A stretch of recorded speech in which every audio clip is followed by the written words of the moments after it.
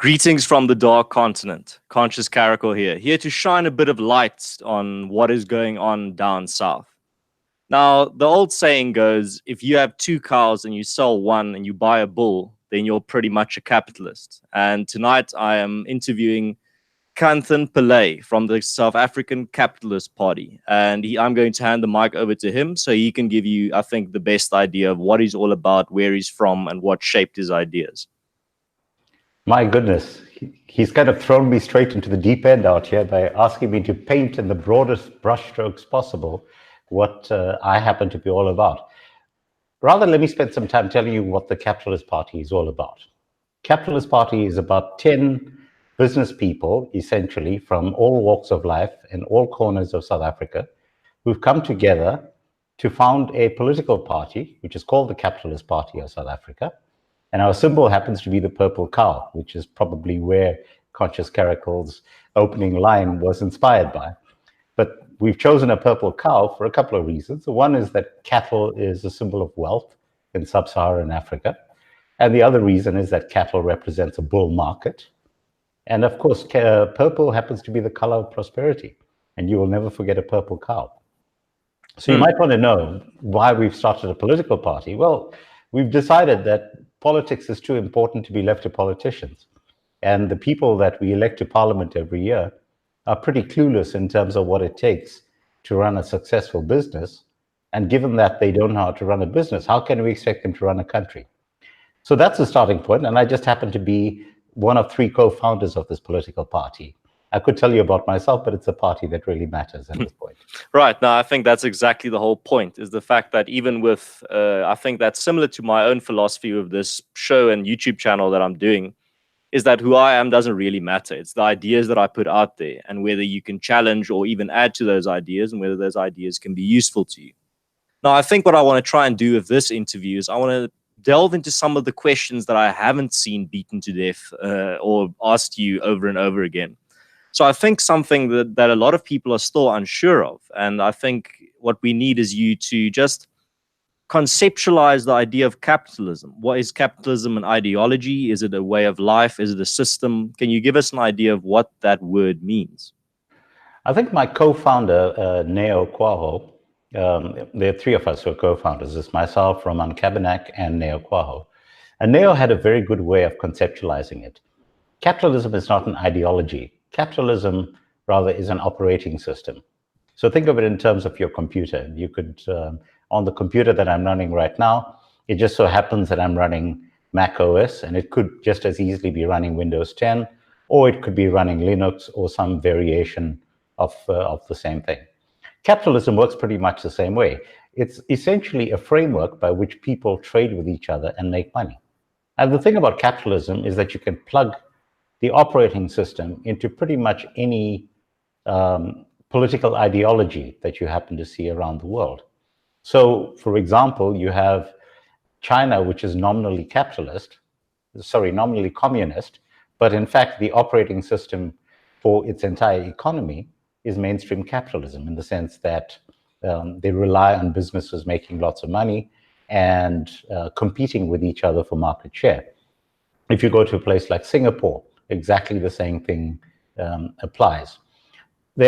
So irrespective of what your ideology happens to be, whether you happen to be strongly social democratic or whether you happen to be strongly nationalistic, you could be outright authoritarian repressive regime like Saudi Arabia, or less authoritarian, less repressive like the United Arab Emirates. But these are all countries that happen to be using capitalism as an operating system within a political framework. So that's the broad brushstrokes. Right. Now, something that I have seen a lot echoed on social media, especially from your detractors, is the idea of that they like to bring up the fact that they are under the impression that South Africa is already a predominantly capitalist country, and that they actually argue we need less capitalism rather than more. What are your thoughts on that idea that South Africa is already predominantly capitalist? Well, the primary indicator of capitalism is freedom. And when I say freedom, fundamentally, it's the freedom to be able to trade. And again, when we drill down to what it means by freedom to be able to trade, at the most fundamental level, let me give you an example. Let's say I pitch up at your front gate and knock on the gate. And of course, these days, armed response is likely to respond. But let's just say that we were living in a normal society, and I pitch up at your gate and I say, "Hello, Mr. Caracal. I see you have a car parked in your driveway. I'm willing to wash your car for 10 Rand." And you then say, "All right, well, okay, I can afford 10 Rand for you to wash my car, so you go ahead and wash my car." And I go ahead and wash your car. Now, it might turn out that I pitch up at your gate and say, "Mr. Caracal, I will wash your car for 100 Rand. And you will say, "No, for 100 Rand, I'd really rather wash the car myself and buy myself a six-pack."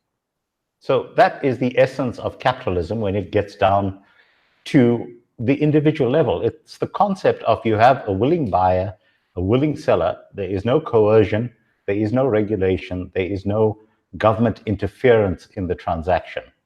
That is the essence of capitalism. And at no stage is anyone actually being exploited, because I have a choice in terms of whether I wash your car for 10 Rand or for 100 Rand. You have a choice whether or not to accept my offer to wash your car. South Africa is not capitalist because of the fact that almost every transaction between human beings at that level is under the control of the state. So let me give you an example. The state requires that you pay a minimum wage to anyone who wants to work. So what that effectively means is that the state is interfering in an honest business transaction that is taking place between two individuals, irrespective of whatever sphere it happens to be. So that is one way in which the state is not capitalist. It's actually interventionist. Another way in which the state is interventionist is that, let's say I'm running a business and I decide that I want to hire the best possible person that I can get for the job. No, the problem is that the state is now imposing racial quotas in terms of who I'm able to hire for particular positions. So again, that's not a capitalist framework. It means that the state is putting restrictions in terms of our being able to trade freely. A third example, you have places like mines who are independent power producers, and they have surplus capacity, and they want to sell the surplus capacity on to Eskom. The state intervenes and says, no, you may actually only sell a certain percentage of your surplus over to Eskom, because otherwise Eskom is non-competitive. So I could go through many, many examples like this, but the essence of it is that South Africa is not a capitalist country. If you look at, and just Google Economic Freedom Index around the world, we're always ranking in the bottom half of the world. So capitalism ultimately allows willing buyer, willing seller, and does not allow for governments to put regulations in terms of the type of deal that may actually take place. Right. And I think, especially in South Africa's case, something that is very critical to a capitalist system is the idea of property rights. I mean, if you can't possess any property, or you can't be the owner of your house or your property, then you are not incentivized to really plow anything into it in a metaphorical and literal sense, or even want to develop or in any way improve it. It's like the classic story that you hear when someone rents a house to people. The people renting the house don't really feel the need to improve it in any way because it's not their property.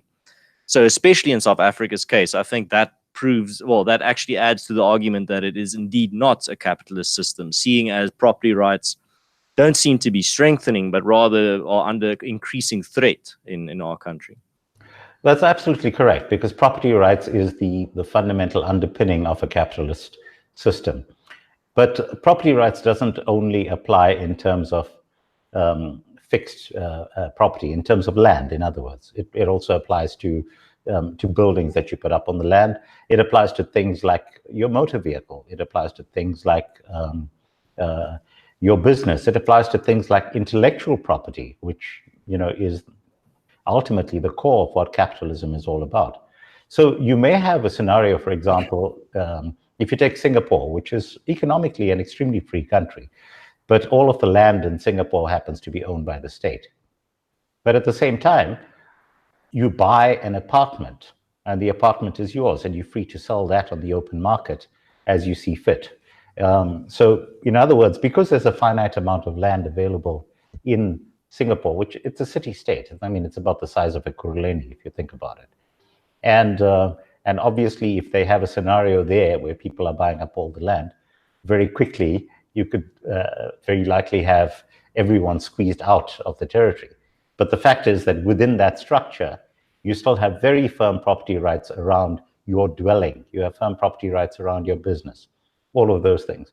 We've seen in this country that there's been a steady chipping away of property rights since 1994 by the African National Congress government. And of course, all of this ties in with this master plan that the ANC has had from the time of its founding, which is known as the National Democratic Revolution, where the idea is that you slowly and steadily assert state control over every aspect of life until such time as you end up with a communist type state, as we did in the former Soviet Union and as we now see in Venezuela.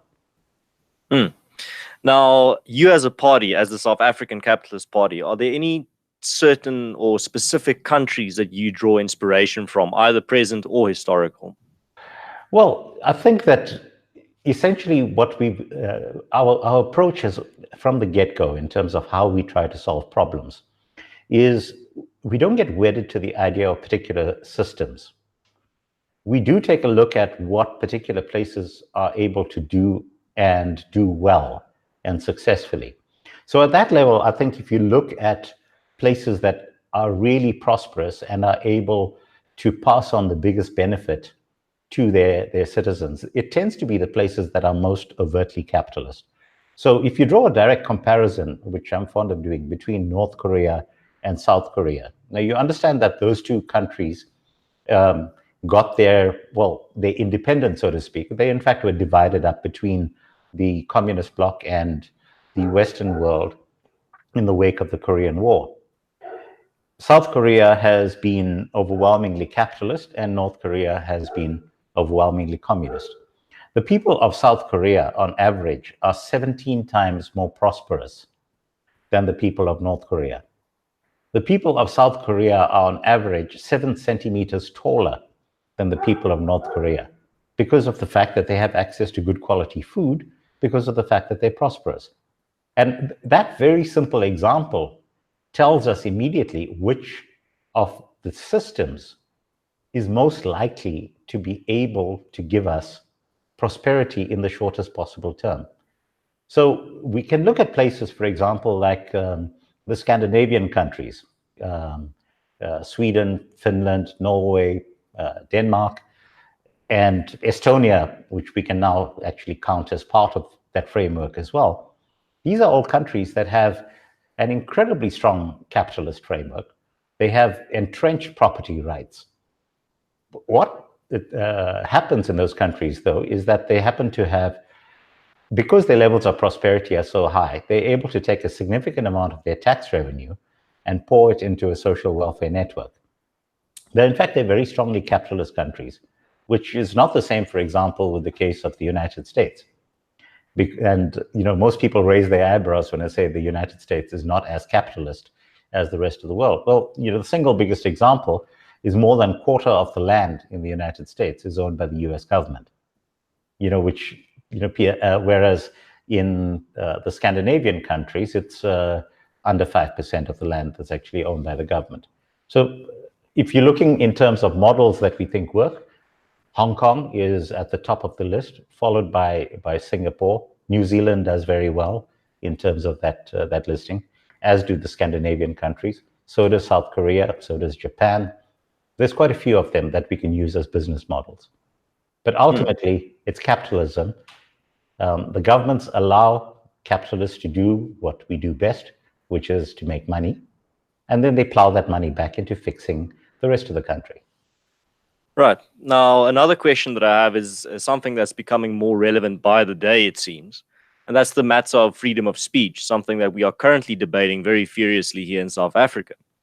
Now, under a capitalist system, how does the market in any way protect freedom of speech? You could argue that market incentives actually exist to limit freedom of speech, as we see with the rampant censorship on social media platforms. Well, I'm not sure that you can actually draw a correlation between those two. You see, it's kind of like, if I may just use as a very specific example, when you take a look at someone's house, okay, let's say you invite me for dinner. Do I have freedom of speech in your house? And the answer to that is yes, up to the limit that you are prepared to allow me freedom of speech. So, in essence, I don't think that if I was invited for dinner at your house, I would have the ability to be rude to any of your other guests because of the fact that it is your house and I'm, playing by your rules. So to a large extent, when you have censorship on social media, which is rampant, certainly, we've seen, people being pushed out of Twitter and out of Facebook and out of YouTube for having views that are considered to be unacceptable. And, at the one level, yes, it is absolutely putting a damper on freedom of speech. But at another level, it's also asserting their rights to dictate the rules that take place within their own space. So I'm less, shall we say, anxious to go out there and pick on them, because if I'm respecting their property rights, then essentially I have to respect their right to do as they see fit within their space. It doesn't stop me, however, from setting up alternatives to those platforms and trying to share those with people who believe as strongly in freedom of speech as I do. And there have been alternatives that have come up. There's Gab, for example, which has been launched as a competitor to Twitter directly, and we've seen that there are news sources that exist on all sides of the socioeconomic spectrum and the political spectrum that present views that some would consider to be unsavory. So I'm not sure whether that's actually answering your question, but you see, the idea is that because freedom of speech is absolute from the point of view of an individual, but certainly you don't have freedom of speech within my house to do as you see fit. Right, but my question kind of touches on the big debate that is not specifically South African, but rather a global debate in terms of what is more dangerous, corporate or government censorship. Now, the example I would use in terms of corporate censorship is: would you be okay with a private phone company not refusing you service or cutting off your phone line because you have opinions that they don't like? Or, for example, your bank saying that they are not going to allow you to use their services anymore because you have certain views that they don't like. That is a form of corporate repression rather than a government oppression. But that can flourish under a capitalist system, you could argue. Well, let's take an entirely different view about that. So using the example of the phone company, the phone company example gets void on the basis of vagueness. Now, why do I say that it's void on the basis of vagueness? It means that the phone company, in order to be able to censor you, needs to be able to tap into your phone calls. And on the assumption that the phone company is not able to tap into your phone calls, that example actually doesn't hold. And in fact, right now, if we have conversations making use of Wi-Fi with end-to-end encryption, which we have with things like WhatsApp, Telegram, Signal, and all of these things, there is no way for any of the providers to be able to eavesdrop on those conversations, which is why you have totalitarian countries like Saudi Arabia who actually ban those tools, such as WhatsApp and Telegram and so forth, and insist that you use their own technology, which of course they're able to spy on. The second example that you gave in terms of the banking, well, banks operate under licenses from government, which makes it very different, which essentially means that they have to provide services within a public framework. So it's very different, for example, to someone like Twitter, who's not making use of a government license in order to put its business out there. So a lot of these questions have nuance. We don't, we can't just basically take a one-size-fits-all approach to the way in which we interrogate these questions. A more fundamental question, of course, which I think is the heart of what you're asking me, is are there efforts at a global level to try and force global conversations in a particular direction?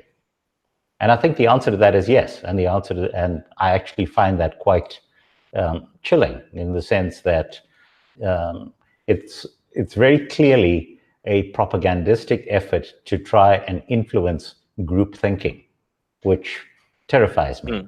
Yeah, the question relates to capitalism, the fact that the argument exists that capitalism allows this environment where corporations can exile someone from the public space. Now, you could argue that platforms as widely popular as Facebook, Twitter, YouTube, that has become, in a strange, abstract way, the modern public space, where people are putting their views out there, sharing their ideas, using that to promote not only their political parties, but also their businesses. And being banned from a social network like Twitter and Facebook and YouTube at the same time, as we've seen happen to quite a few figures, where they've been banned from all three of those platforms.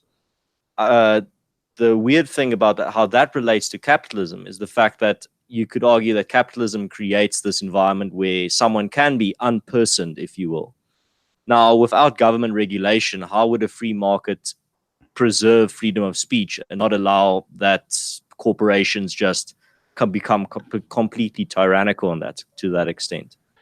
Well, I think the short answer to that is that capitalism always provides competition. And certainly what we have seen in terms of all of the major social networks, let's put YouTube aside for a second, because YouTube is a very special entity in this entire framework. But if you take a look at things like Twitter, if you take a look at things like Facebook, you have had a tapering off in terms of the uptake from people, and you've had lots of people who have actually been leaving these environments in significantly large numbers, which of course is something that they don't speak about that often.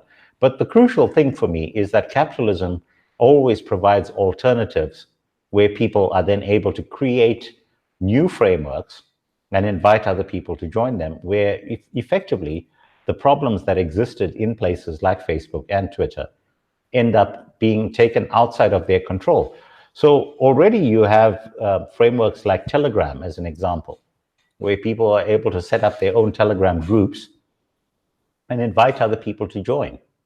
And free speech exists in that space. And government is not able to, at any level, impose restrictions on what happens in that space, other than actually banning the platform in its entirety, which governments end up doing. But Telegram is a very good example of how one can end up doing that type of thing.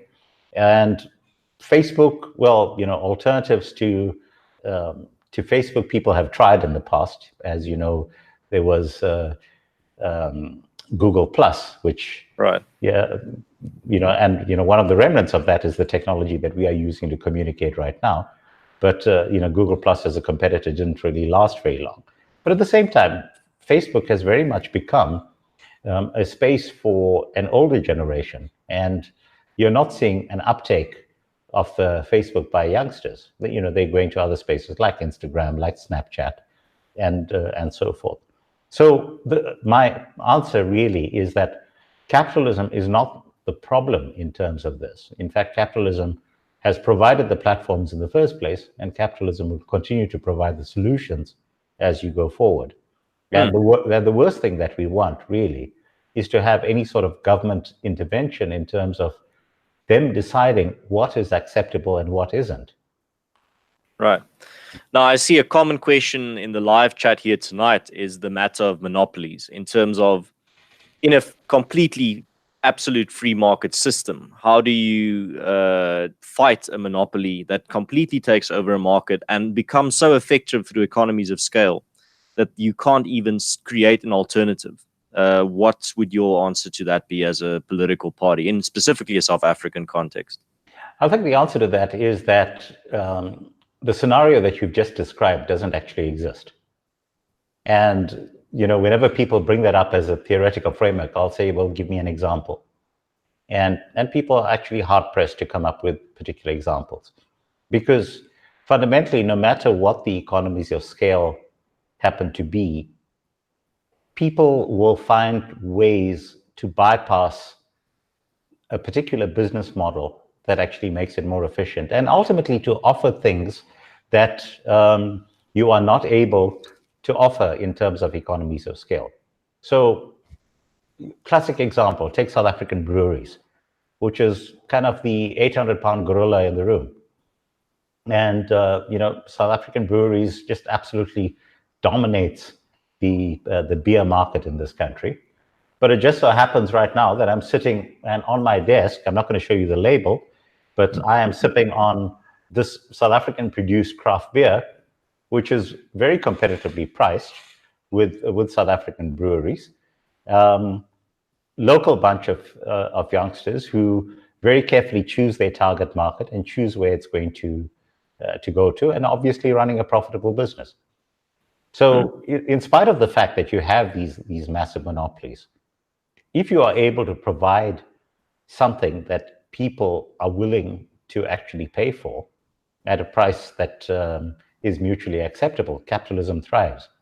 There isn't an example anywhere in the world where people are forced out of the market unless you have a scenario where government intervention creates a framework that makes it impossible for small players to thrive. So here's a very good example of this. You have the textile industry in our country, which is currently almost non-existent. And the reason why it's almost non-existent is because the agreements that have been reached by government and the textile workers' unions and by the biggest employers, have priced the labor cost for textiles at a level where small business cannot enter the market and compete. So this was an example earlier where I was saying that South Africa is not a capitalist country. For example, you could have a scenario where there's a group of, maybe 100 women in a place like Ladysmith come together and say, all of us have got sewing machines. Let's all get together in one space and turn this into a clothing factory. And we'll pay each other, a relatively small amount of money. Maybe it's going to be 700-800 rand a month even, because all of them happen to be unemployed, but they all happen to have sewing machines.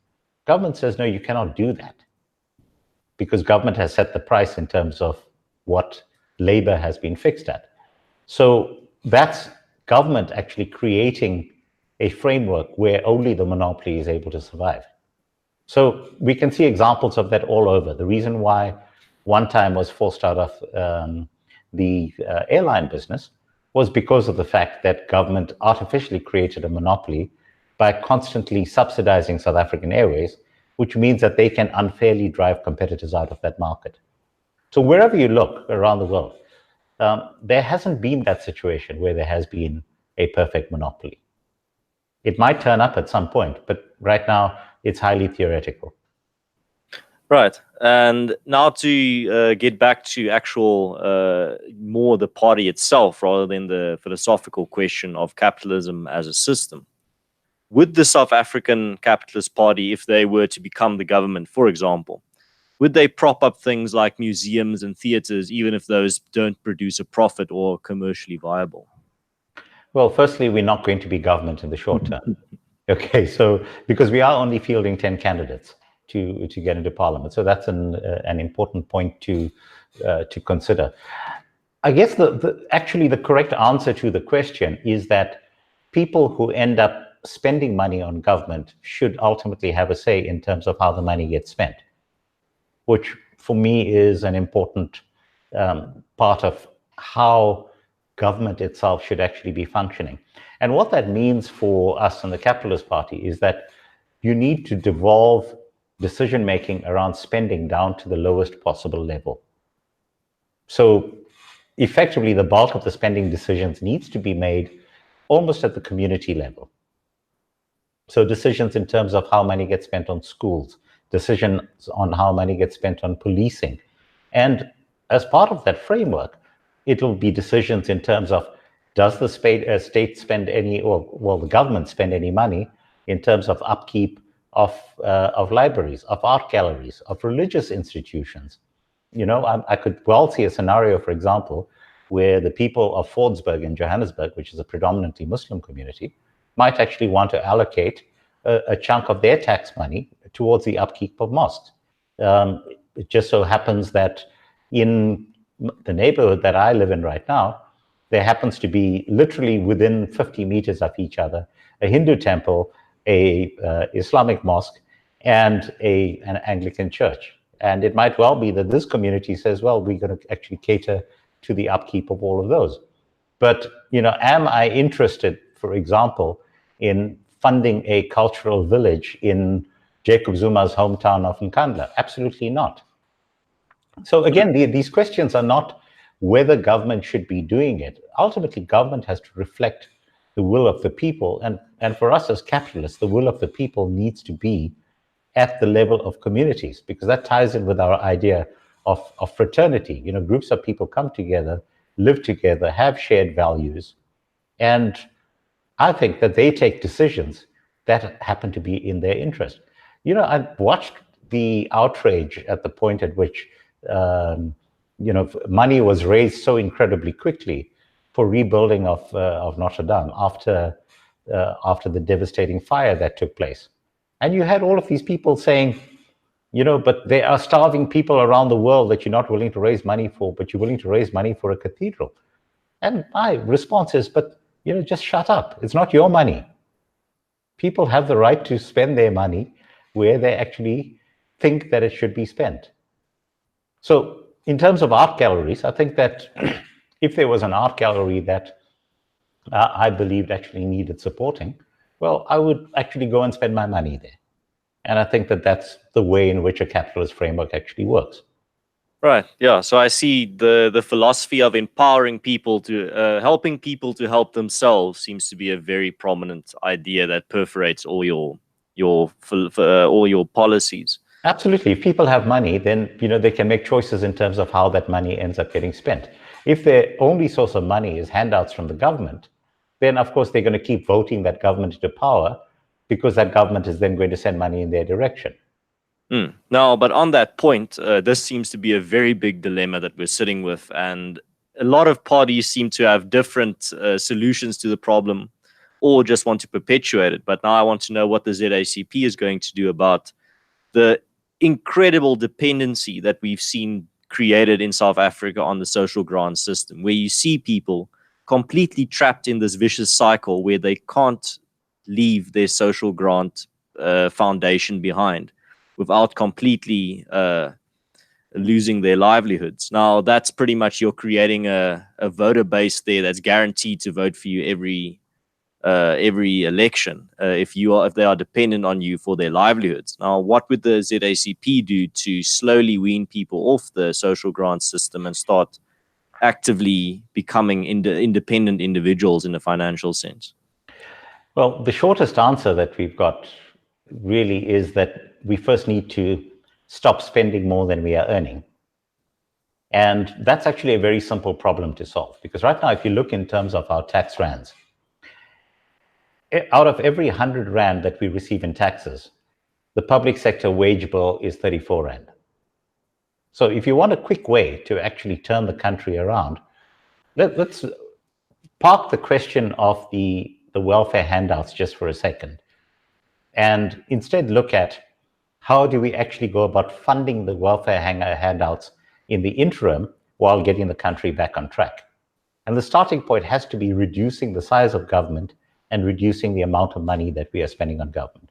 So 34 rand out of every 100 rand, effectively government is spending to pay itself before, you know, money then goes into other things. If we can get that part right, that buys us breathing space. Now, there's two things that we then need to take into account after that. The first is that if you use the Scandinavian countries as an example, because they are so incredibly prosperous, they can actually afford to toss money in the direction of social welfare. And frankly, if as a country we decide to be doing that type of thing, I don't have a problem with that. But in order for us to get to that stage, We need to have a critical mass of people who are prosperous enough. And that we don't currently have. Now, the best way in which we can do that in the short term is by actually unleashing capitalism. So what does that mean? We set the economy free. We remove all of the restrictions that currently impede businesses being able to set up. So we kill the Labor Relations Act. We kill the Basic Conditions of Employment Act. We kill affirmative action. We kill everything that is a blockage that prevents the concept of willing buyer, willing seller actually being able to thrive. What immediately happens when you do that is money starts flowing through the economy. And at the point at which money starts flowing through the economy, there's an immediate uptick in terms of revenue that then flows in, which then allows the opportunity to then start spending money on things like social grants in the short term. But in the long term, we need to get ourselves out of social grants. And the way in which we propose that we do that is we've got this concept called negative income tax.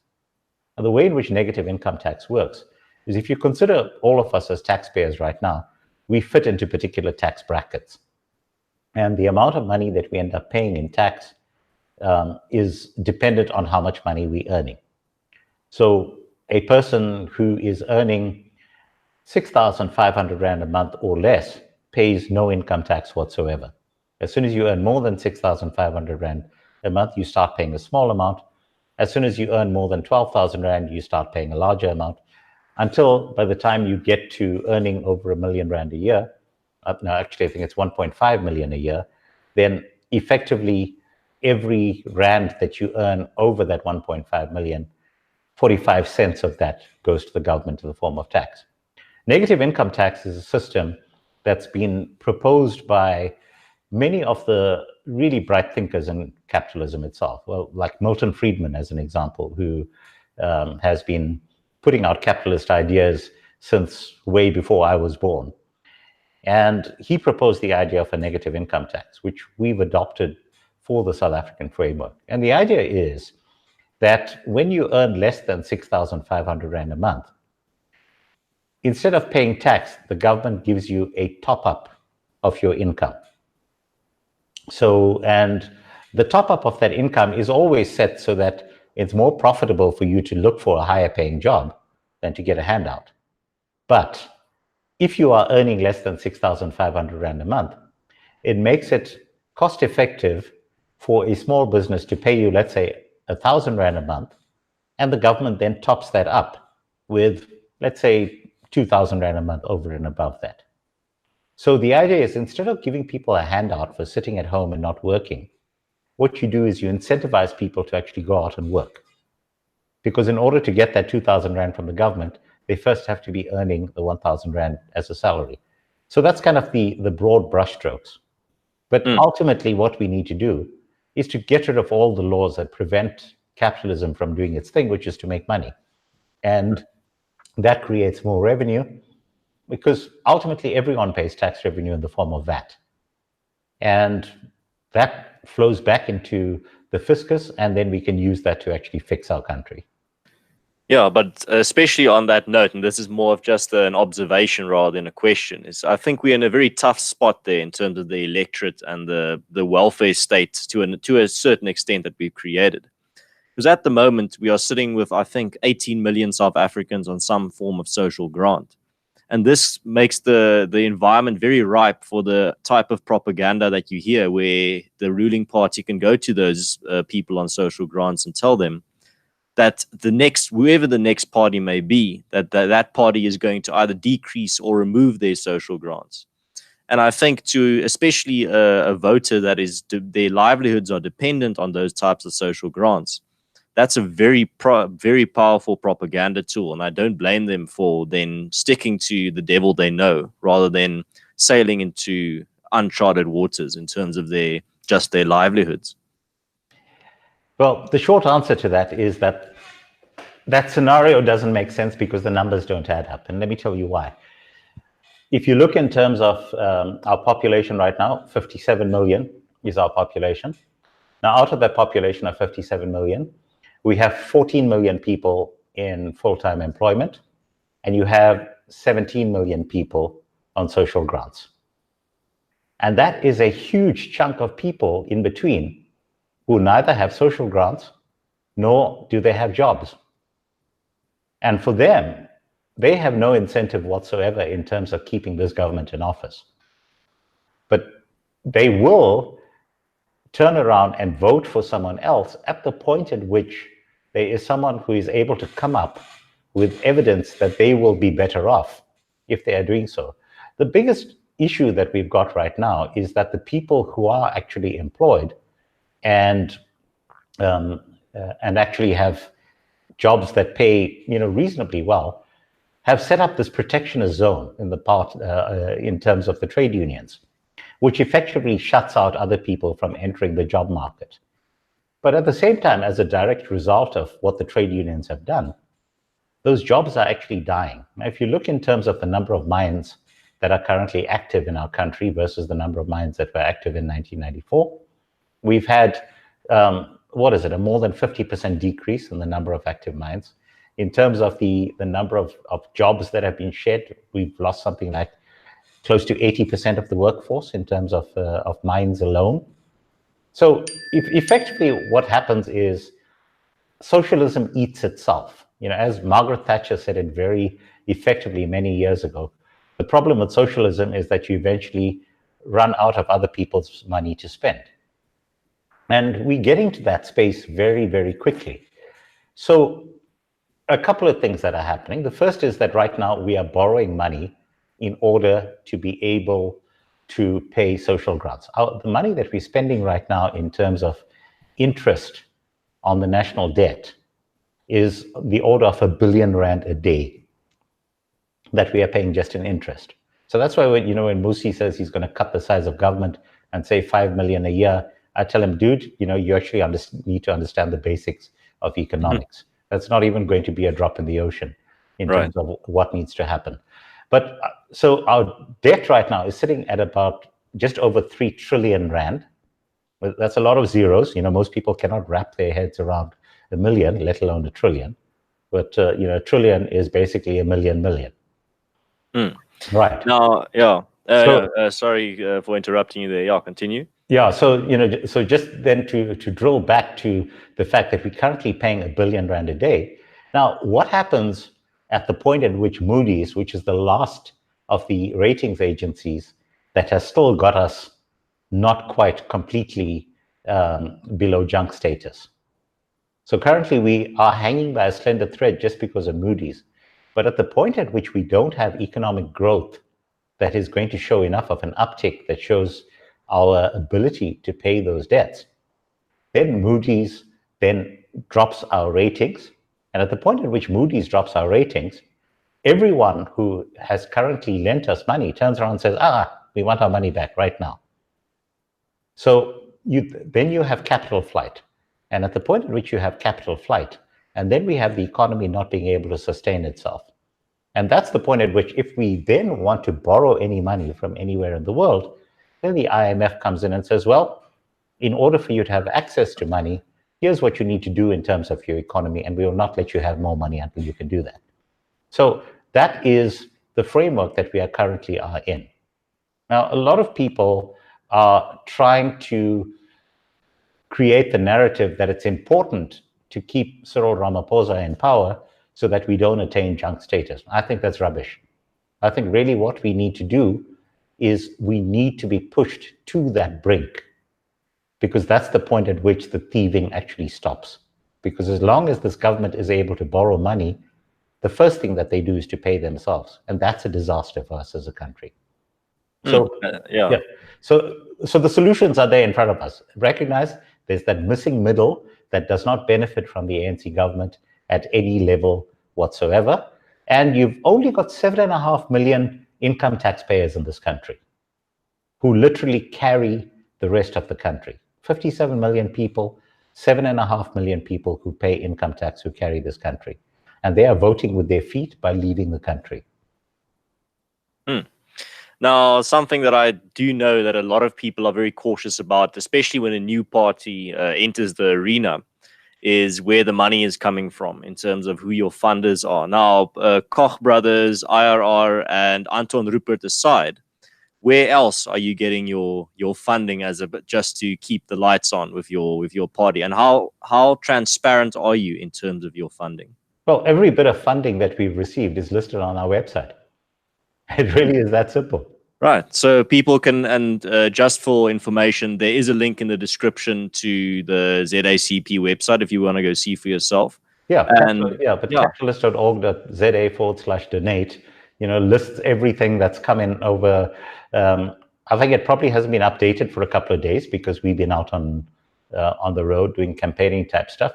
Look, here's the essence of what is needed to start a political party, just to break it down.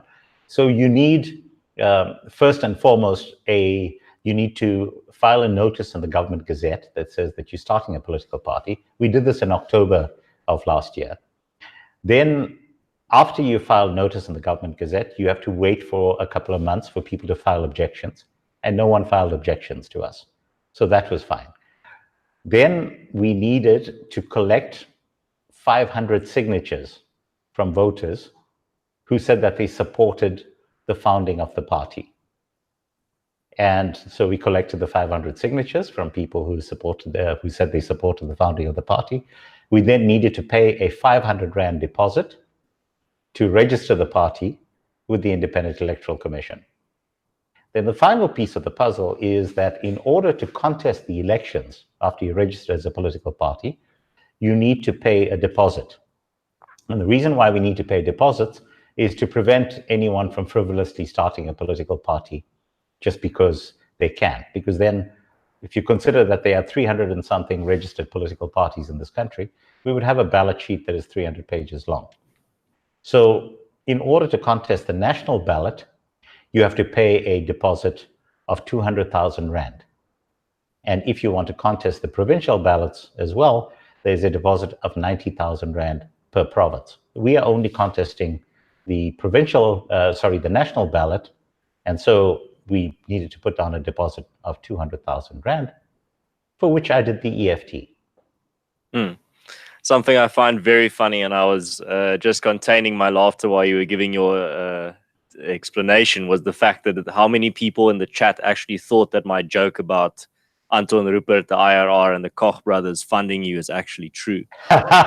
They are not funding us, but we're very happy to take their money. And in fact, George Soros, if you're listening, we're happy to take your money too. We don't really care where it comes from. Money is agnostic.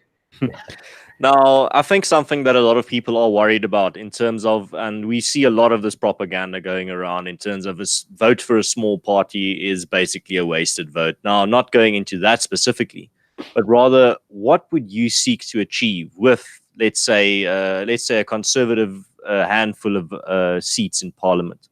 What would you realistically try to achieve with that type of platform? What we can realistically achieve with that type of platform is by working the portfolio committees. Now, I think most people don't understand the extent to which the work of Parliament gets done behind the scenes. Most of us see what happens in the National Assembly, which normally is when the TV cameras are turned on and you have the ANC people stand up and start singing songs, and then the EFF starts toying, and the DA guys try to stand up and dance, which is really embarrassing. I wish the DA would stop doing that. And then, of course, the EFF guys and the DA guys then start fighting each other. The DA guys say play nice, and the EFF guys throw chairs, and it all becomes rather messy. And most of the time, the ANC people are asleep. But the real work in Parliament happens behind the scenes in the portfolio committees. That's where decision making actually takes place. That's where policy at a national level gets drafted. And simply by having a group of 10 of us strategically dotted in the crucial portfolio committees. So, obviously for us, the crucial portfolio committees are the things that most touch our voting base. And our voting base are the people who actually pay taxes or have the desire to be taxpayers. And so clearly that becomes finance, it becomes education, it becomes safety and security, it becomes health, it becomes telecommunications. In other words, every framework that currently leads to a betterment of the economy. So if we are in a position to sit on those portfolio committees and consistently dig in our heels on very specific things, it becomes really difficult for the other parties to be able to get away with the type of stuff that they have been doing. So that is the short answer. So people as individuals can make a massive difference in those portfolio committees. I keep drawing back to the example of Helen Suzman, who for 13 years was the only member of what was then the Progressive Party represented in Parliament.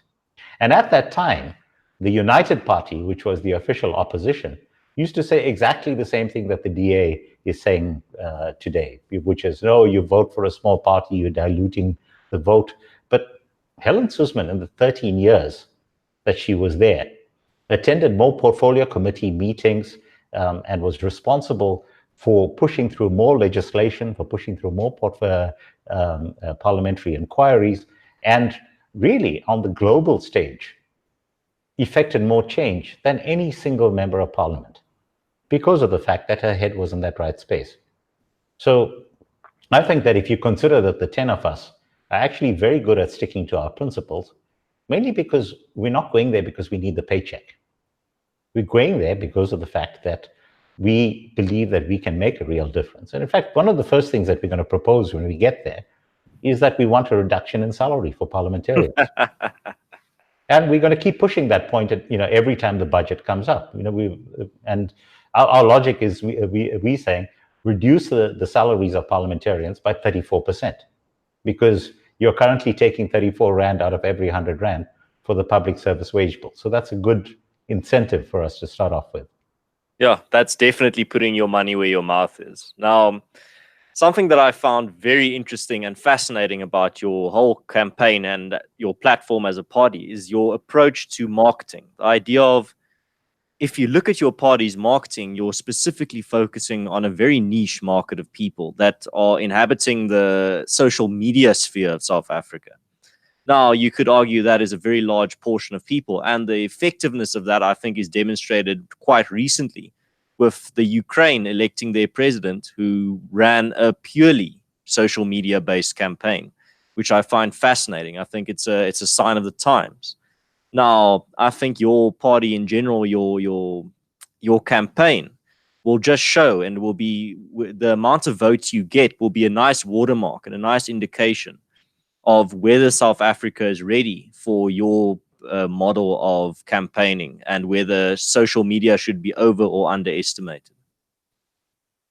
I'm waiting for a question there, though. Oh, yeah, no, I'm just making an observation about something I found very fascinating about your approach. I don't see it anywhere. All the other parties in South Africa have a very weak social media presence, except the EFF, really. Yes, well, I think if you consider the other political parties, nearly all of them are fishing in the same pond, if you understand what I mean. So they're all trying to attract the masses, shall we say, and almost everyone has been trying to steer in that direction.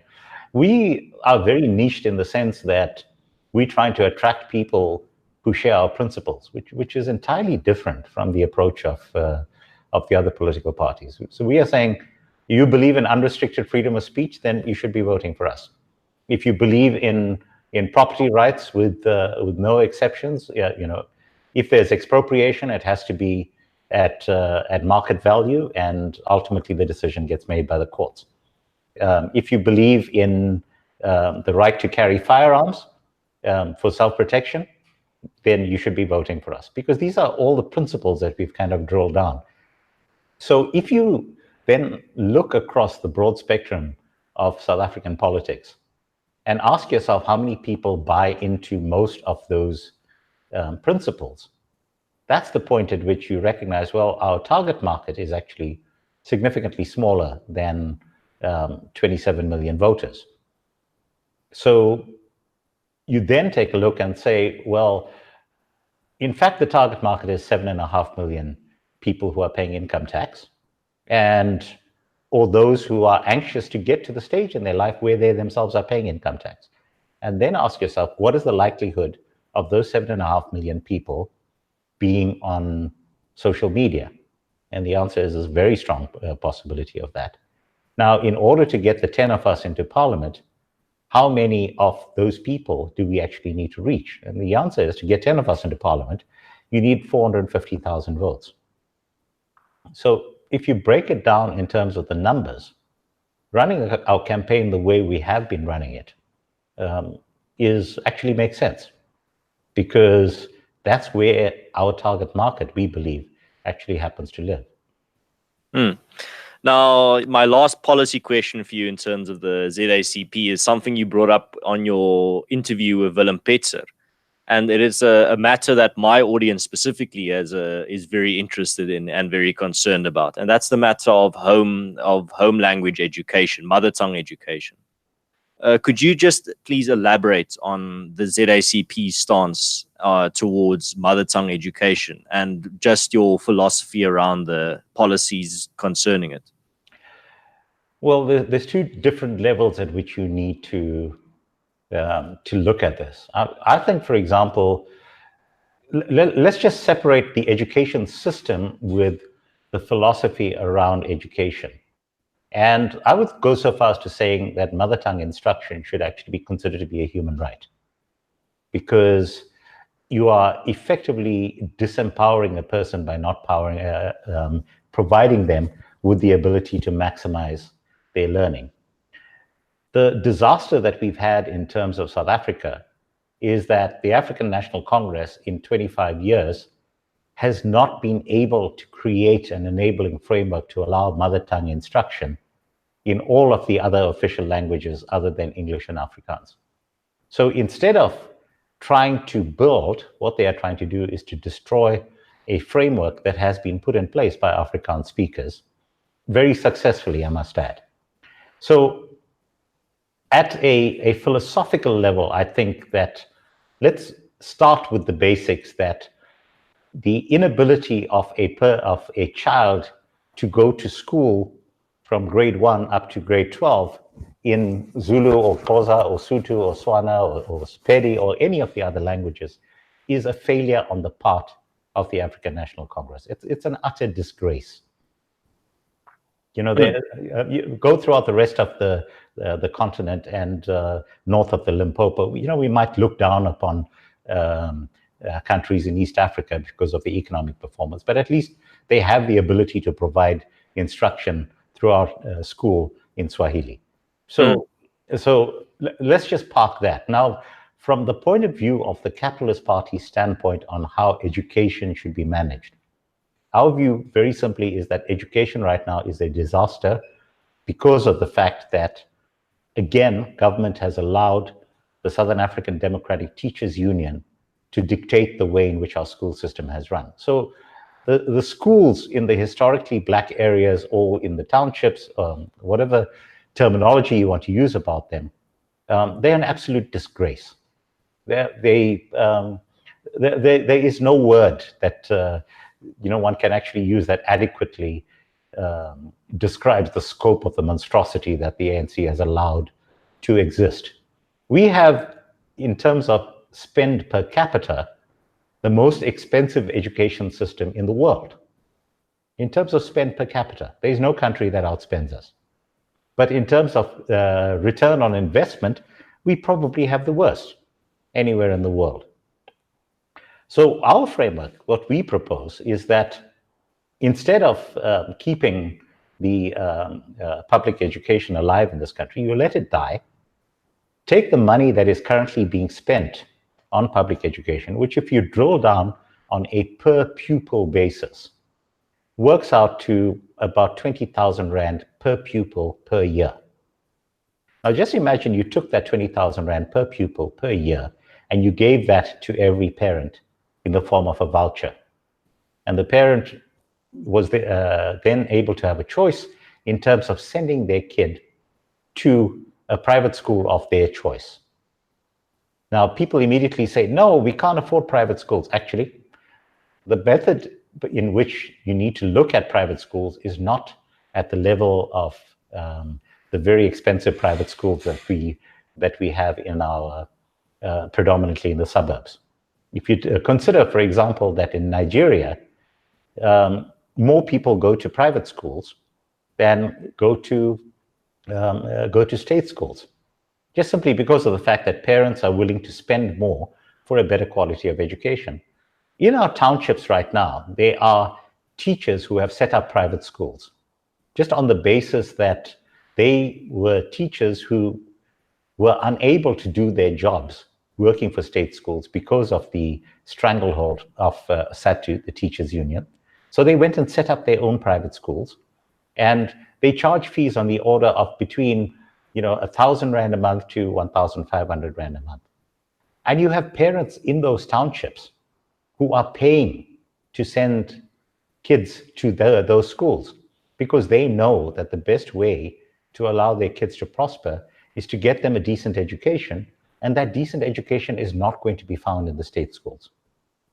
So our view very simply is take the money that is currently being spent on education and just give the money directly to the parents and let the parents themselves make a decision. I might decide that I'm going to take that 20,000 Rand and top up the money and send my kid to a very good an extremely good private school. But that's okay, because that's the thing that ultimately recognize that parents are going to do what's in the best interests of their children. So those are two separate answers. But I think that one should not conflate the question of what I refer to as the persecution of Afrikaans in our education system on the basis of jealousy on the part of the ANC, because of the fact that they have failed spectacularly to deliver to their voting base. Right. I mean, just imagine, it might be a bit of idealism on my part, but imagine a schooling system where we have, over the last 25 years, created the basic foundations for all the main languages in South Africa, at least, to have at least primary school level instruction in mother tongue. That, I think, would already make a huge difference. I mean, I saw a while back, and I'll find the link and I'll post it out later maybe. I saw a map that showed the correlation, a world map that showed the correlation between prosperity and mother tongue education. And there's a clear correlation in terms of the countries that are teaching in mother tongue, at least in early stage capacity, and the prosperity in that country in terms of unemployment, in terms of income per capita, etc.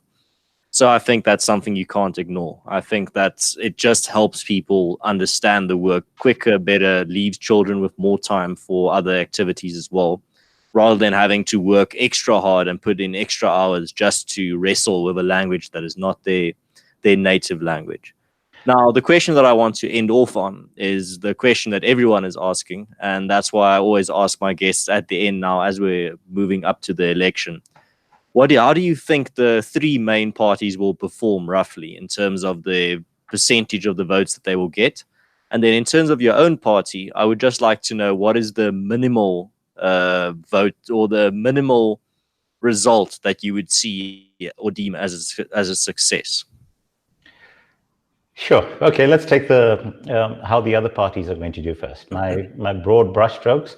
The ANC is going to go down fractionally, but not enough to drop it below 50%. The EFF is going to either hold steady or go up fractionally, but again, not a massive increase. And I think that the DA is either going to stay exactly where it is, or it's going to go backwards in terms of its base. In terms of ourselves right now, look, if we consider the very basic level of research that we've had access to, which was after we were around for 3 weeks. After 3 weeks, it showed us tracking at 3 seats. At that point, we are now 6 weeks old, and the volume in terms of support that we've had flowing out of that has been overwhelming, really. So I'm still very firmly of the view that the target that we've set for ourselves of achieving 10 seats in Parliament is achievable.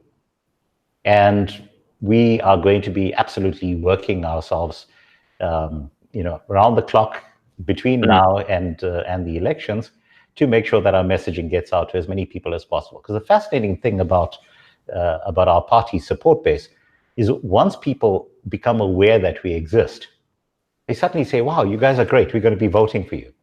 So it really is a question right now of reaching out to people who are outside of the social media safety net and getting the message across to them as quickly as possible.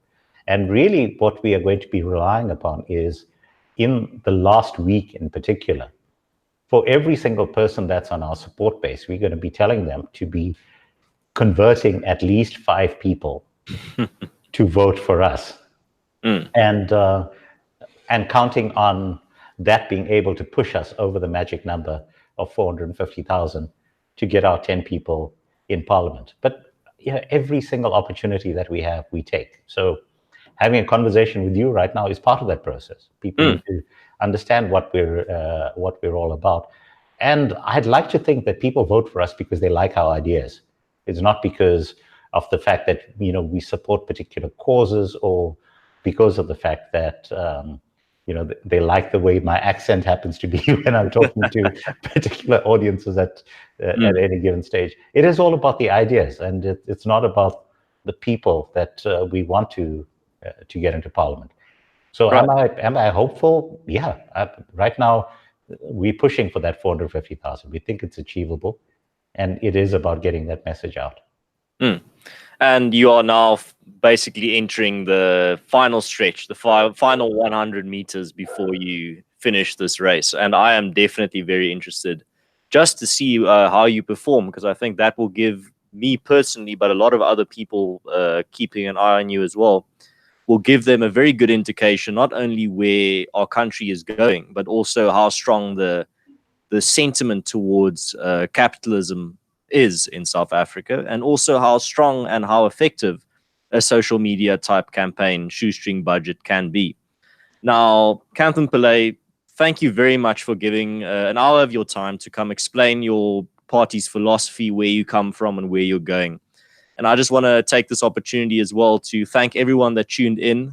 Thank you very much for your taking time out of your Saturday as well to come listen to this chat and helping yourselves get informed in terms of making sure that you cast their ballot in the right direction. Now, I'm just going to finally just say, if you are not a subscriber of the channel, if you like what's going on here, you can subscribe and also leave a like for the video. That helps out a lot. And now I'm going to hand over the mic one last time to Mr. Pillay. The red carpet is out for you. What's your last message as the ambassador of the South African Capitalist Party that you'd like to send out to conclude this chat with? To every single one of you who happens to be tuned into this, please go and tell 5 people to vote for the Capitalist Party. Put your mark next to the purple cow. And tell them in turn to tell 5 other people to vote for the Capitalist Party. I think that is an excellent strategy, and a very... we'll have to see how effective it is in the end. Enjoy the rest of your night, guys. Thanks for tuning in. I'll see you on the next one. This has been Conscious Caracal. Cheers, guys. Have a good one.